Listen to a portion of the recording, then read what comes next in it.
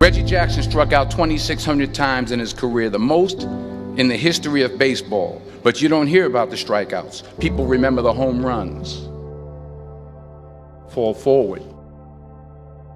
Thomas Edison conducted 1,000 failed experiments. Did you know that? I didn't know that. Because the 1,001st was the light bulb. Fall forward. Every failed experiment is one step closer to success. You've got to take risks, and I'm sure you've probably heard that before, but I want to talk to you about why that's so important. You will fail at some point in your life. Accept it. You will lose. You will embarrass yourself. You will suck at something. There's no doubt about it. And I know that's probably not a traditional message for a graduation ceremony, but hey, I'm telling you, embrace it, because it's inevitable.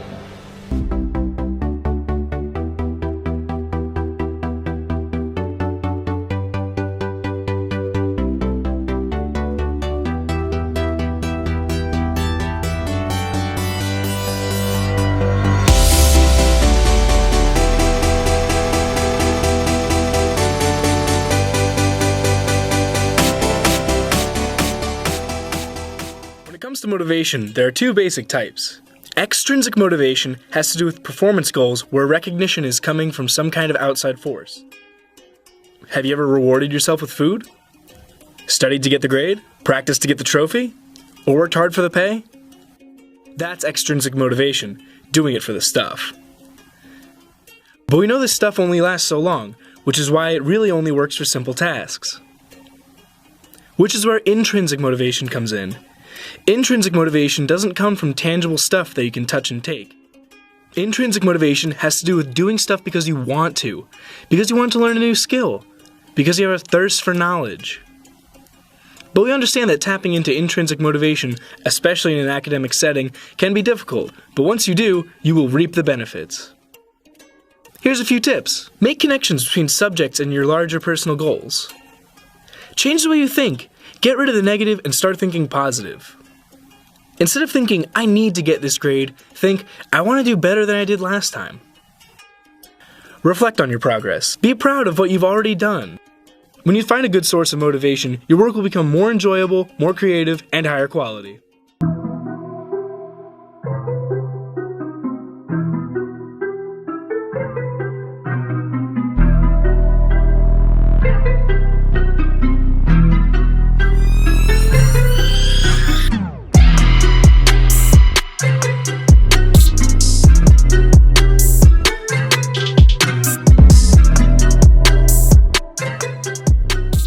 Today we're talking about drive reduction theory. This is the idea that a physiological need creates an aroused tension state, or a drive, that motivates an organism to satisfy that need.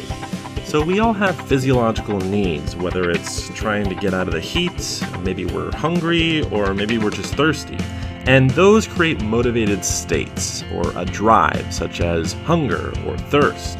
That really pushes us to reduce that need. So with drive reduction theory, when our physiological needs increase, so does our physiological drive to reduce it. Now this concept really goes hand in hand with the idea of homeostasis, or a tendency to maintain a balanced or constant internal state. This is the regulation of any aspect of body chemistry, such as blood glucose, around a particular level. So when we're hungry, when we're thirsty, when our body temperature is too high or too low, sometimes we require other things to help mediate that and bring it back to balance, or a baseline. Whether it is water or food or a different type of temperature, it's usually helping us out and bringing us back to homeostasis.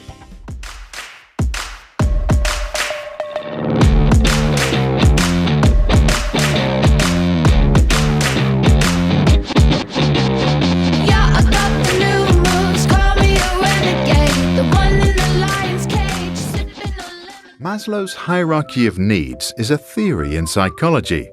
It argues that there are 5 stages of human needs that motivate our behavior. Abraham Maslow proposed his theory in 1943 after studying what he called exemplary people such as Albert Einstein or Eleanor Roosevelt. First, there are physiological needs, such as the need to breathe, eat, drink, or sleep. The moment we get enough of that and we feel awake and our bellies are full, we get motivated by the next thing. Now we want safety. We try to earn money, build up resources, and look for shelter that protects us against dangers. Once we are satisfied and feel safe, we have time to think about what we want next. At stage 3, we seek love and belonging. We desire to be close to family and friends, belong to a society, or join a gang. But the moment we feel completely part of a group, we already wish to be a little different than the rest. At stage 4, we look for esteem, self-confidence, and respect from our peers. We want to be someone. If we have money, we buy a fancy watch. If we have a brain, we write or think or work a lot.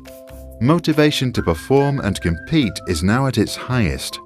Students, sportsmen, and inventors excel. Neil Armstrong even flew to the moon. Only if we breathe and drink and eat and sleep enough, and we feel safe and part of a group and still special, only then can we reach level 5, self-actualization. Now we can relax, be creative, accept facts for what they are, give back, or do whatever we want. No more pressure, unless of course there is trouble below.